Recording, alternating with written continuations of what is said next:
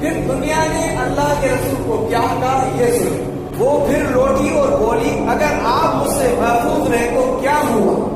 یعنی کہ نبی کو دنیا فرما رہی ہے آپ مجھ سے محفوظ رہے تو کیا ہوا.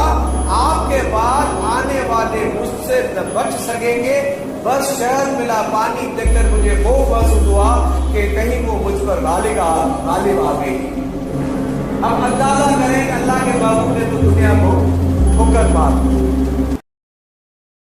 ابو بکر صدیق نے پانی طلب فرمایا تو آپ کی خدمت میں شہد ملا پانی لایا گیا. بس جب آپ نے اسے منہ کے قریب رکھا تو وہ رونے لگ گئے. جب پانی اس کے قریب آیا لیکن اس میں شہد ملی ہوئی تھی تو وہ رونے لگ گئے. تو لوگوں نے پوچھا آپ کیوں رو رہے.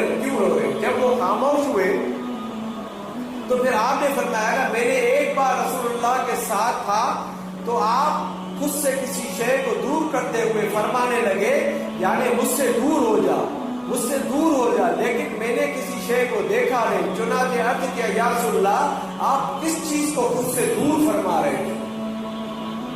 تو حالانکہ مجھے تو کچھ نظر نہیں آیا. تو میرے نبی نے فرمایا دنیا تھی جو میرے لیے اس میں موجود زیب و زینت کے ساتھ بنا سما کر پیش کی گئی تھی تو میں نے اسے کہا مجھ سے دور ہو جا تو وہ ہٹ گئی. پھر لوٹی یعنی کہ دنیا ان کے سامنے آئی. محبوب سرکار کے سامنے دنیا آئی تو انہوں نے کہا کہ مجھ سے لوٹ جا مجھے دنیا نہیں چاہیے. اللہ کے محبوب نے دنیا کو کہا کہ دنیا مجھے نہیں چاہیے تو دنیا لوٹ گئی. پھر دنیا نے اللہ کے رسول کو کیا کہا یہ سنو. وہ پھر لوٹی اور بولی اگر آپ مجھ سے محفوظ رہے تو کیا ہوا. یعنی کہ نبی کو دنیا فرما رہی ہے آپ مجھ سے محفوظ رہے تو کیا ہوا. آپ کے بعد آنے والے مجھ سے نہ بچ سکیں گے. بس شہد ملا پانی دیکھ کر مجھے خوف محسوس ہوا کہ کہیں وہ مجھ پر غالب آ گئی. اب اندازہ کریں کہ اللہ کے محبوب نے تو دنیا کو ٹھوکر مار. مجھے دنیا نہیں چاہیے دنیا چلی گئی.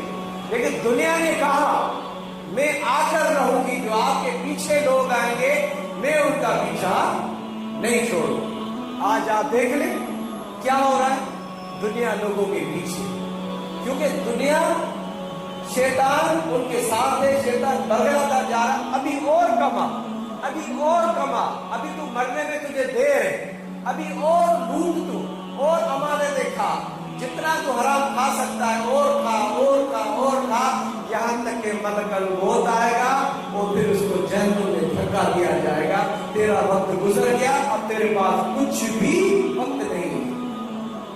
یہ بابو سمجھا رہے کہ دنیا میں کبھی اس طرح غرق نہ ہونا کہ تمہارا موت آ جائے اور تم اپنی زندگی کی جو امانت تمہیں ملی تھی وہ تم ضائع کر. آج ہی ہمارے اندر روح ڈلی ہوئی ہے یہ اللہ کی طرف سے امانت ہے.